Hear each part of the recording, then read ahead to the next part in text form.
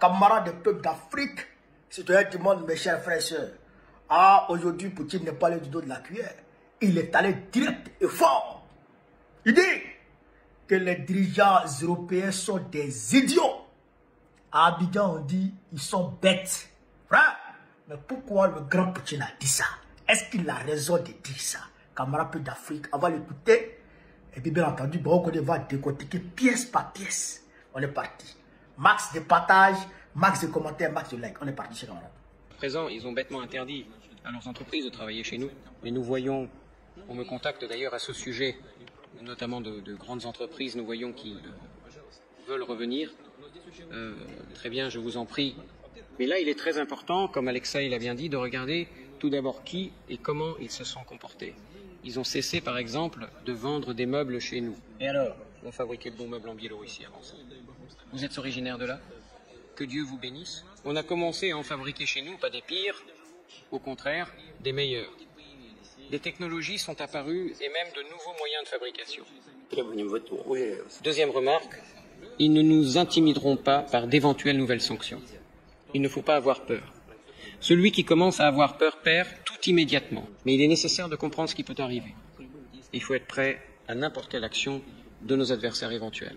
Ils font beaucoup de choses qui leur nuisent à eux-mêmes. On se dit parfois qu'ils ne feront sûrement pas ceci ou cela parce que cela leur fera du tort, mais ils le font quand même, ces idiots. Ils le font quand même, ces idiots. Ces idiots. Ah non, non, putain, là, trop doux. Ah, petit, c'est un 10. Ah! Mais, j'ai dit, mais comment idiot même est sorti dedans? En réalité, les Occidentaux sont véritablement des... Ce pas des idiots encore. Ils ont dépassé ce stade. Ils ne sont plus bêtes. Ils ont dépassé ça. En fait, c'était drogué. Si tu ne prends pas de drogue, ah frère, si tu ne prends pas de drogue, frère, tu ne peux pas faire ça. Tu ne peux pas faire ça. Depuis 2022, ils ont mis en place 17 paquets de sanctions contre la Russie. 17 paquets. Ils ont demandé à leurs entreprises de quitter. Ils ont demandé à tout le monde de quitter. Les entreprises, ils sont partis là. Et ils travaillaient avec les Russes. Ils savent pas qu'ils travaillent avec les Russes. Mais des gens qui arrivent à voler vos technologies depuis chez vous-même, chez vous là-bas, aux États-Unis ou en Europe, ils vont chercher à avoir votre technologie, puis ils viennent les produits meilleurs que vos produits là-bas. Là. Vous pensez que vous, étant sur leur terre, en train de travailler sur leur terre avec leurs citoyens, vous pensez qu'ils ne pourront pas avoir vos technologies. Donc quand ils ont parti net, les Russes ont reproduit en même temps là, leur technologie. Et puis ils ont commencé à produire meilleur que les anciens produits que les Occidentaux produisaient. Donc allez là, et ils appellent Poutine. Ils disent qu'il veut revenir. Poutine dit, j'ai déjà donné place là aux enfants. Ils sont en train de travailler, puis la clientèle est contente. Donc je ne comprends pas qu'est-ce qui a se passé. Mais vous l'avez entendu, il dit, souvent lui-même il s'est dit non, les Occidentaux là, ils ne vont pas prendre cette sanction. Parce que s'ils prennent ça, ça va leur faire mal. Ça va leur faire mal. Mais quand même, lui-même, à sa grande surprise, mais ils prennent la sanction par exemple. Et regarde, ils sont privés du gaz russe. Ils disent, n'achetez plus le gaz avec la Russie. Ils n'achètent plus le pétrole avec la Russie. Donc, ils vont importer le gaz, le pétrole des États-Unis. Le gaz de schiste. Liquéfié. Qu'on met dans les bateaux pour venir en Allemagne. C'est 2 fois plus cher que le gaz russe. Vous savez que les industries de fabrication de voitures, là, les usines de voitures, là, ils peuvent plus vendre les voitures moins chères. Leurs voitures deviennent chères maintenant. Leurs voitures ne sont plus compétitives sur le terrain. Les Chinois sont en train de prendre le marché. Voilà. Donc, Poutine dit, mais comment ils ont pu faire ça? Comment ils ont pu faire ça?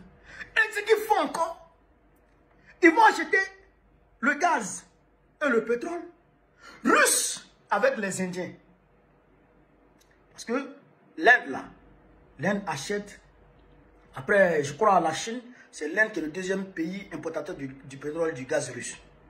Bon, ils vont acheter là-bas. Ils vont acheter avec l'Inde, qui achète avec la Russie. Alors que vous-même, vous avez la possibilité d'acheter avec la Russie. Mais vous privez d'acheter avec la Russie et vous partez acheter le gaz russe avec l'Inde et les Émirats Arabes Unis. Bon, ça là, si tu ne fumes pas drogue, comment tu peux faire ça? Tu dis que tu ne veux pas gaz russe, tu n'achètes plus à la Russie. La Russie vend le même gaz à l'Inde. Et toi, tu quittes chez toi, tu dois acheter le même gaz russe aux Indiens. Et les Indiens te vendent ça 2 fois plus cher. Si ce n'est pas drogue, comment quelqu'un peut devenir comme ça? Ce que je vous dis là, ce n'est pas des affabulations. Hein. Je vous dis ça, c'est la vérité. Hein. Ce que je vous dis ici, là, c'est la réalité. Hein. Macron, il dit qu'il ne veut pas acheter le gaz avec la Russie. Il dit qu'il n'achète pas le pétrole avec la Russie. La Russie prend son pétrole et son gaz à l'Inde. Lui se lève, il sera acheter le gaz russe avec l'Inde 2 fois plus cher.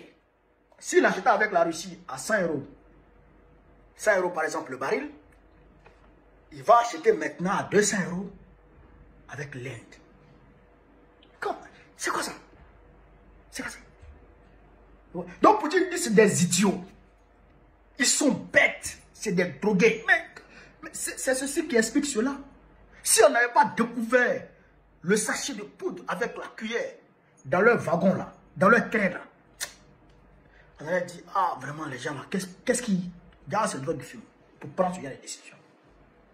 Vous comprenez? Donc, Trump a déjà parlé, Trump dit donc à travailler à mettre, comment on appelle ça, une trêve en place de 30 jours. Donc, les dirigeants russes, la Russie a envoyé une délégation, même Sergei Lavrov ne m'a pas dit. Pour aller rencontrer en Turquie la délégation ukrainienne, c'est ce qui me mettait là-bas. Mais la délégation russe, c'est le vice-ministre des Affaires étrangères et puis un autre gars qui, je crois que c'est le vice-ministre des Affaires étrangères qui dirigeait la délégation. Zelensky est fâché. Mais Poutine dit lui, il ne va pas là-bas. Il ne cause pas avec toi, tu n'es pas légitime. Zelensky. Alors, chers camarades d'Afrique, voilà un peu ce que je voulais vous dire sur cette vidéo. Sur ce, vive l'Afrique libre, vive le panafricanisme, vive tous les présidents panafricains, vive la paix dans le monde, vive l'AES, vive le président Ibrahim Traoré, vive le président Assimi Goïta, vive le président Abdelrahmane Tchani, Babo, président de Corbon.